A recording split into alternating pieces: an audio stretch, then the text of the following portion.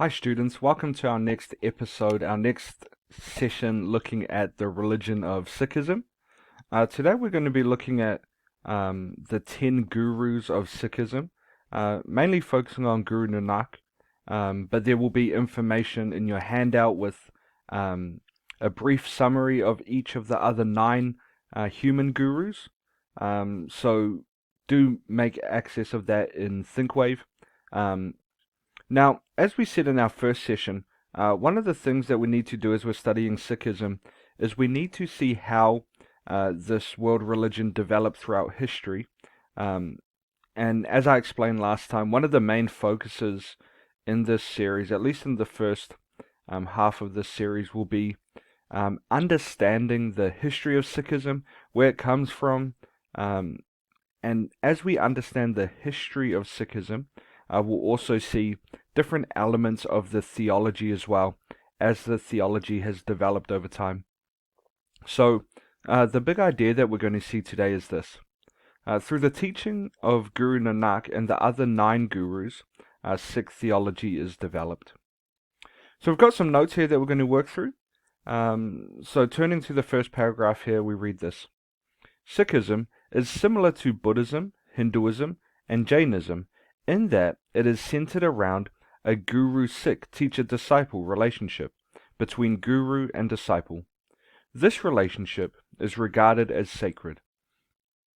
Our quest for an understanding of the historical development of the Sikh tradition and an insight into Punjab Sikh culture must begin with a biographical sketch of its founder, Guru Nanak, and his response to the religious, social, and political climate of the 15th century. Moving forward then. Guru Nanak was born in 1496. Guru Nanak was born in 1496 in a Punjabi village called Talwandi.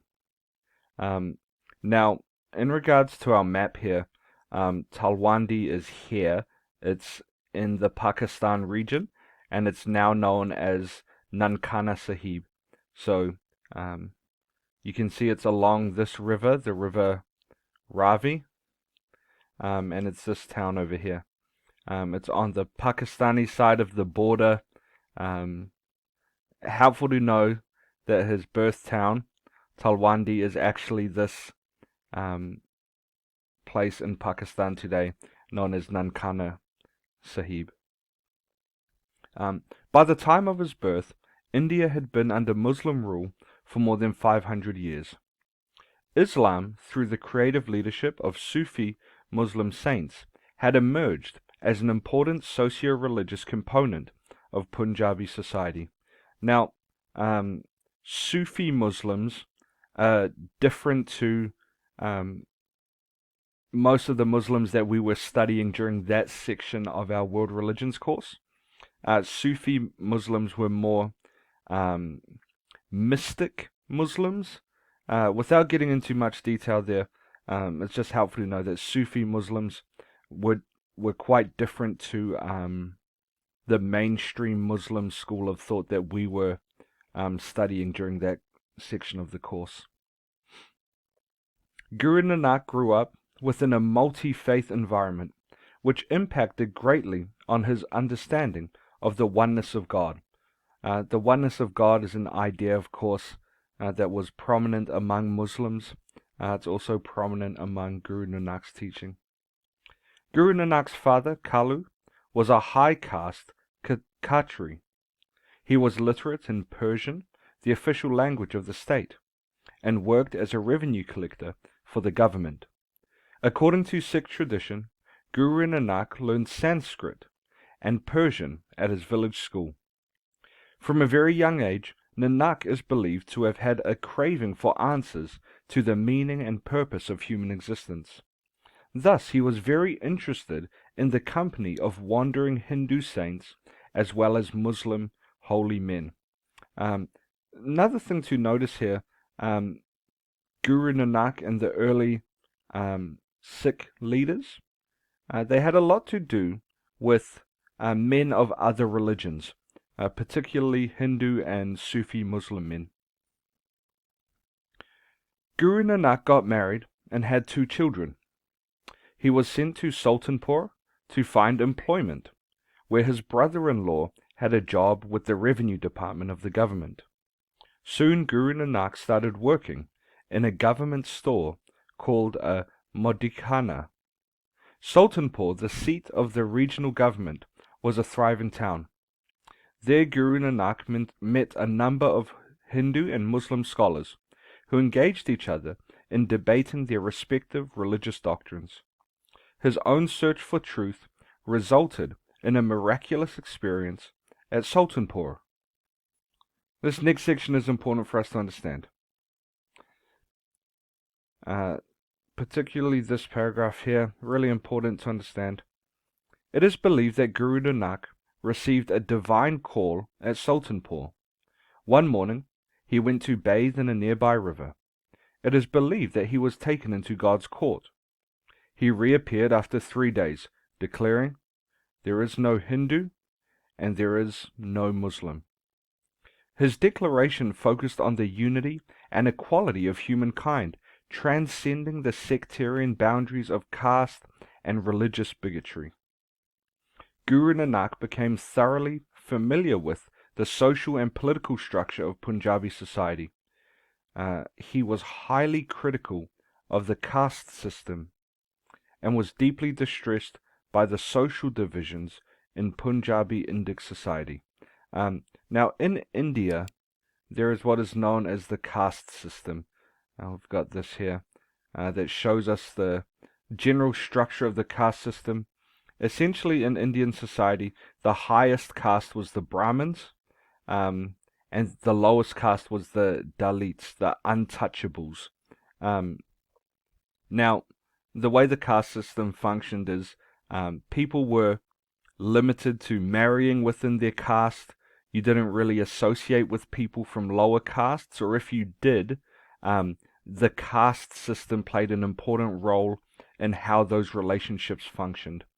And what that meant in Indian society is that there were massive divisions between people from different castes, particularly if you were one of the Dalits, one of the untouchables.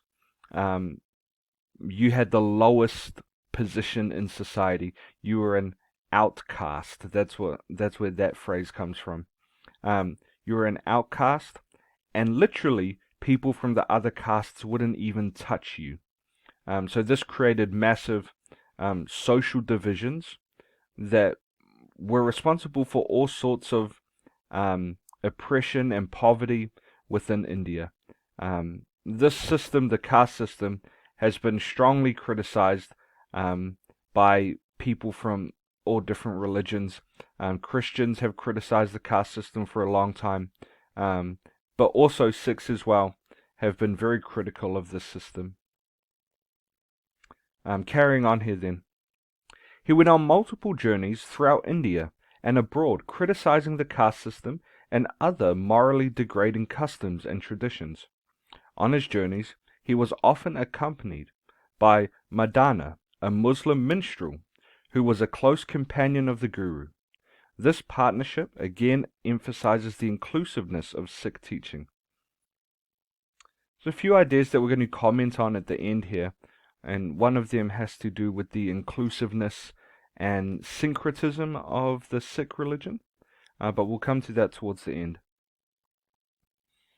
During his travels, Guru Nanak wrote Bani, spoken compositions, in poetic form in Punjabi, the language of the common people, rather than Sanskrit or Persian.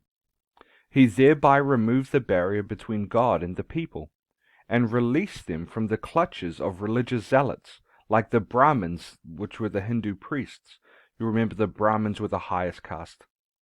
As Guru, Nanak composed poetry, Madana, set it to music and sang.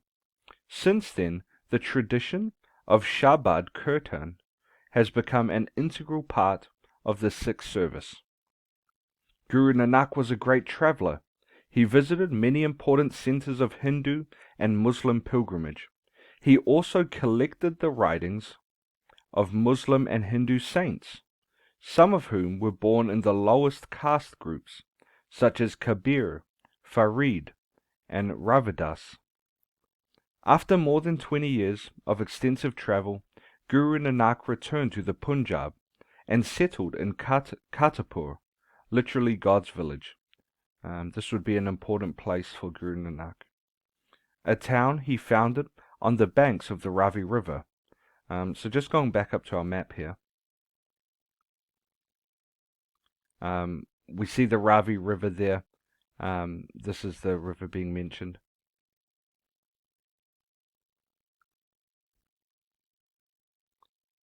It was at Kartarpur where he began to give practical shape to his radical ideas.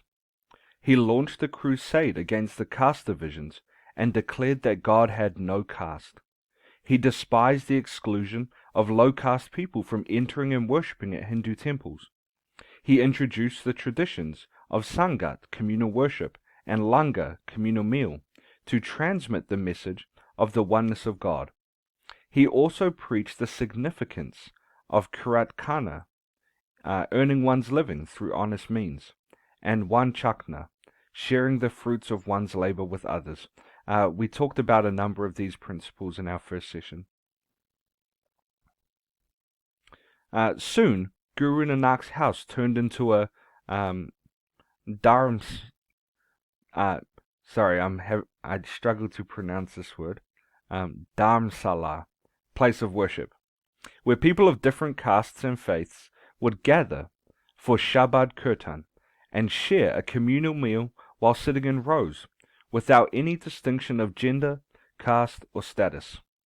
Kartarpur became a very popular centre and attracted large numbers of people, who became Guru Nanak's disciples, known as Nanak Panthis, followers of Nanak's path. Guru Nanak died in 1539 at Kartarpur before his death. He appointed Angad, a trusted disciple, as his successor, and gave him the collection of writings of other saints as well as his own, for the spiritual nurturing of the future generations. Now, a couple comments to make here before we move on to the next part. In your notes, you will find information about the other 9 Sikh gurus. I would encourage you go read that summary of their lives before you move on to the next section of this video that has some questions. So I might pay to pause the video here, go into the notes, and just have a quick read through the summary of the lives of the other 9 gurus, and then come back here, and we've got a few theological considerations to go on to next. So pause the video, go read that in your notes, and I'll see you soon.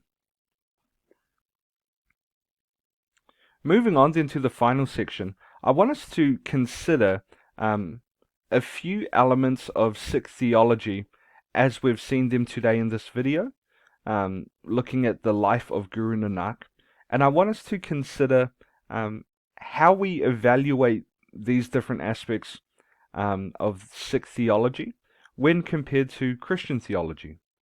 So there's 2 main things I want us to focus on. The first is the authority of the founders, or authority and the founders of the religion. The second point is syncretism. We'll talk about what that means shortly. So, I've said this in the notes. Christianity and Sikhism have very different origin stories. In order for a religion to have persuasive power, its history and foundations need to be well established in the objective reality of the world and human history. All religions make authority claims to verify themselves. In order to evaluate the reliability of a religion, we must be able to examine its authorities and foundations for making religious claims. So, in light of this, I want us to think about a couple questions. Here's what I want us to think about. In regard to Christianity and Sikhism, how do the leaders of each religion validate their claims to authority?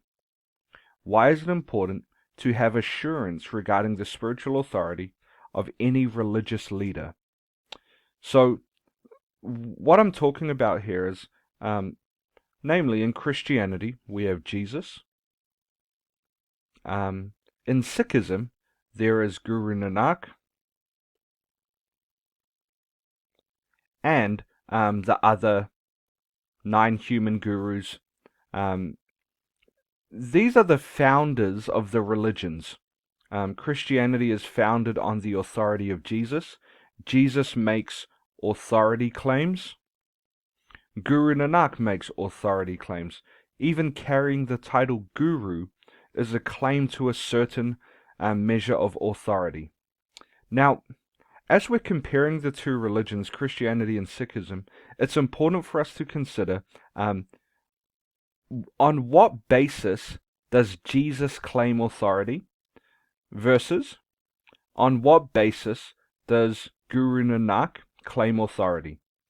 And just to make a very brief comment, I want you students to do a little bit more thinking on this yourselves from what you know from our study of the Bible, and then from what we've looked at here in our brief study so far of Sikhism. On what basis does Jesus claim authority? And why is this important? Versus on what basis does Guru Nanak claim authority? Now, just speaking briefly to Christianity, the foundation of Jesus' authority comes, one, from the Old Testament. There are dozens and dozens of prophecies predicting the coming of the Messiah. Much of these we've looked at. You might even want to revisit some of those in writing your answer to this question. Countless Old Testament prophecies pointing forward to the arrival of the Messiah. Jesus fulfills those Old Testament prophecies perfectly. He fulfills all of them in a way that no one else can. Secondly, Jesus' life, death, and resurrection.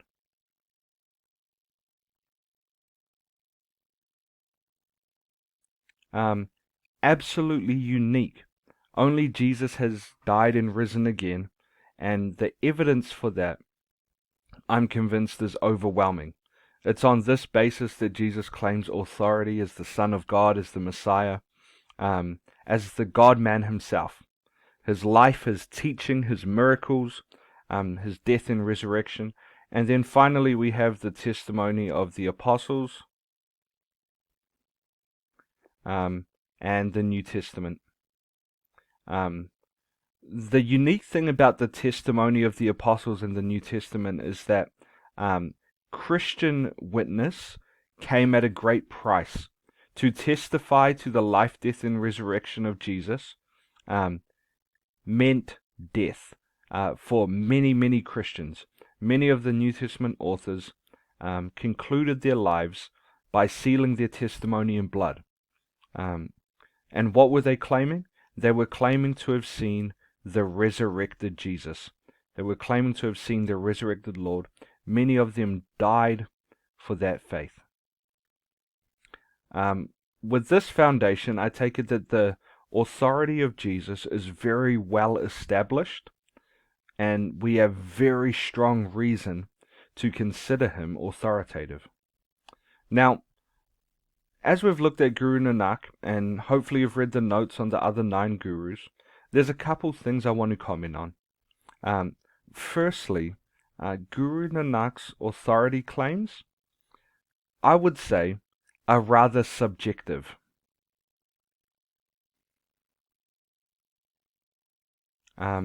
He has a teaching ministry, he's had a massive impact on the world, but in terms of where his authority comes from, there have been many, many gurus throughout history. There have been many prominent teachers throughout history. Teachers who have changed and transformed the world. However, the primary claim of Guru Nanak's divine authority comes from this experience, his divine call. And the problem is, I don't see how this can be verified. We've seen in other studies of other religions events like the call of Joseph Smith, and things like this where people are having miraculous experiences, or you've got Muhammad on his night flight into heaven, similar to the story of Guru Nanak. Apparently, Muhammad was taken up into heaven. Again, I think this is subjective, and therefore I don't think it can be well established as reliable. And I think that raises challenges to whether or not Guru Nanak has authority to speak on behalf of God. I think Jesus, on the other hand, establishes his authority very well.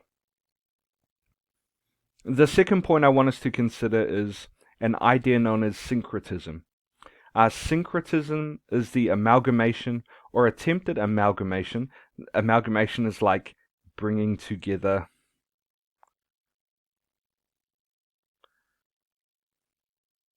or attempted bringing together of different religions, cultures, or schools of thought. In Sikhism, beginning with Guru Nanak's declaration, there is no Hindu and there is no Muslim.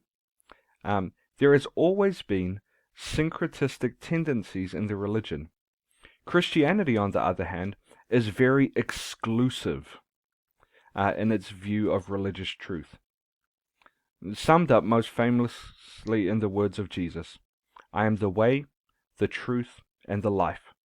No one comes to the Father except through me." That's from John chapter 14, verse 6. The question I want us to think about here then is this: what are some of the challenges that arise from embracing a syncretistic view of religion? Is this a logically consistent position to hold? One of the things I want to maintain here is that I think any religion that becomes syncretistic or becomes embracing of multiple elements of different religions is going to run into massive problems, because as far as I see it, there are clear differences between the Hindu religion and the Muslim religion. Now, I know what Guru Nanak was trying to say is that there's a unity among them in that they're both relating to God or relating to the divine in ways that are true. But one of the things that I want to point out is that the overlap or the areas of agreement aren't what's super important. What's super important normally is the areas where we differ. For example, we've got a Venn diagram. We could have Christianity over here and Islam over here. There's going to be some overlap, namely something like monotheism. But this overlap of unity isn't what's important. It's not what we have in common that truly matters. It's the differences where everything comes out. Did Jesus die on a cross? This is absolutely fundamental. This is so important. Therefore, I think wanting to bring things together, wanting to have harmony and unity is good. However, if it's at the expense of truth and clarity, then I think it's unhelpful. So I think the syncretistic tendencies in Sikhism are ultimately going to be problematic as we try and have a clear picture and understanding of what is true. What I want you to do is have a go at answering both of these questions. I want you to answer this section up here and also this section over here. Have a go at writing at least a good paragraph in response to these questions, and we will compare answers next week. Hopefully this video has been helpful, and hopefully you've learned something new today. Thanks for your time, and I'll see you in our next session. God bless.